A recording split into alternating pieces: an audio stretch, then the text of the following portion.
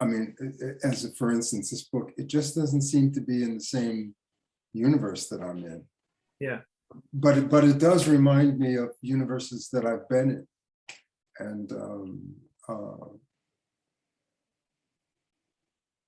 but I guess, I guess I feel like there's this kind of very recognizable kinds of almost tropes that come up in this narrative that are, the monastic thing was so almost amusing to me, because I thought, is that what I saw in monasticism? I mean, I grew up a Roman Catholic and went to, Catholic schools all the way through. So, and I grew up during the Latin Church. So, we read Latin and, we did all this. And I was very interested in monastic life for a while, probably like every kid. I thought I wanted to be a priest and all those things. And I think part of that, I used to buy all these books of hours, and breviaries and things like this. They were facsimiles of illuminated manuscripts. But what I saw in those things was like manga, these wild, fantastic imaginations, and and serpents coming out of vases, and flowers turning into, werewolves, and and all of this kind of, Hieronymus Bosch in action sort of thing, and I didn't see. So I saw these guys as, as wildly imaginative and active and highly skillful, rather than moles, who may have had a certain set of useful talents. And you can almost see these guys at their benches, kind of going, "Yo, Benny, come over, take a look at this." Right. And rather than being, I mean, it's kind of Hollywood to be like down in that thing. This is right. Yeah, Hear the chanting.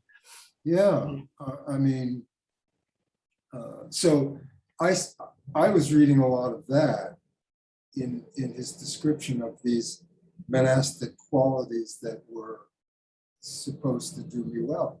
By the way, one of the thoughts that came to my mind was my experience in a library. And I think I told you about this. I was working at this place and I had to write a history of the agency relative to the Commerce Clause of the Constitution. It was a clause under which we were battling a lawsuit. And we were preparing briefs for an attorney, and my director asked me to go write this history relative to the Commerce Clause. I didn't even know there was a Commerce Clause. And I guess my first imagining of it was, through the rules and regulations that the Fuller Brush man had to follow. I had no clue. So I went to the law library, because this was in a time before computers. And if you wanted to do case law, which by the way, I had no idea of. So I went to the law library and asked the librarian, this is what I have to do. How do I do it? And over the next few weeks, I had one of the most profoundly moving educational experiences of learning to read legal reference, learning to read legal text, learning to follow references through the library, and working with this librarian, having these conversations, and running over to her desk at various points in the day and say, "Look what I just found. Look at this. This is this saying what I think it's saying?" And all this kind of stuff. So in addition to learning a whole new system and a whole new language, I was also building a whole new social relationship, which endured for several years later until I had moved away. Yeah. So my monastic experience in the law library was anything but that. Yeah. And it was this playful, joyful thing. And it was deep work. I mean, and there were high stakes. Lose this thing and we're out of business. Yeah. And and I actually ended up finding some very useful things for the attorneys, including, so it was a very useful experience, a very joyful experience, and a very deep experience. Yeah. And I think that this is the same as the swordsman, the smith who makes the swords, where Newport saw this and was impressed by it, but he hasn't actually done it, and he doesn't know what it's like. And in the same way, he thinks that monks are cool, but he hasn't been one. And if he did become a monk, I'm sure that he would not be disappointed. He would be happy to be a monk, but he would be happy because he's part of a community, not because he's all alone. Right. But I mean, there have been hermits in history, Of people course. who really were all alone. Sure. And that, so we talked about this in our class. Newport gives like 4 different kinds of being alone. And Yeah. the first one is you're in a tower by yourself, like Carl Jung, and no one talks to you. And the other ones are more, maybe you have a special time of day when you're alone, or maybe you figure out how to snatch pieces of time when you can do your work. And we had a conversation about, like, is it really possible? Maybe doing locking yourself in a tower is the simplest solution. It's like your computer doesn't work, so you throw it out the window. Or you have a headache, so you hit your hand with a hammer to distract yourself from the headache. It's tempting. Partly that's probably what resonates with me so much in this book is I think that when you were growing up, you found a world of community that was a lot better than this early 20th century story about locking yourself up in a tower. For sure. Yeah, right. But I grew up in the late 20th century story of being part of the network, of being a node in the information age. And now I am sick of it, and I want to lock myself in a tower.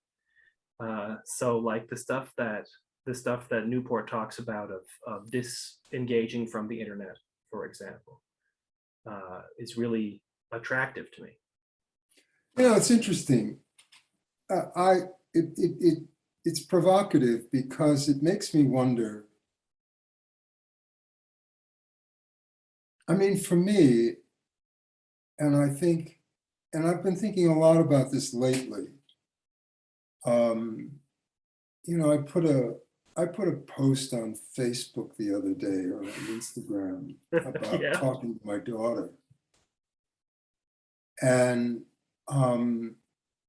recognizing the arc of history that was reflected in that moment, and I've been having a lot of those recognitions lately. The idea that when I was a child, there were still horses on the streets of New York. Oh my God. Yeah. Okay. I have a very early memory of standing on the curb watching this horse and cart pass, and on the cart there were blocks of ice because people still had ice boxes. Yeah. I mean, not everybody had a refrigerator. Many people still had ice boxes. Yeah. And that was a very practical and still legal way of transporting goods through the city. Mm-hmm.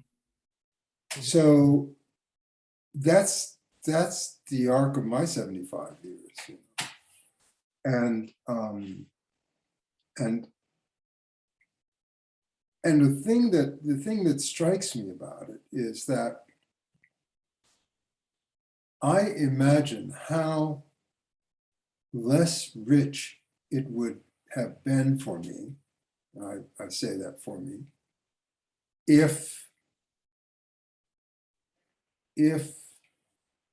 I had tried to do that alone, if I had tried to make that journey alone.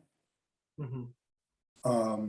What has been enlivening and enriching for me from childhood, all these other voices and all these other ways and all these other manners and, you know, all this otherness has been just wildly exciting and interesting and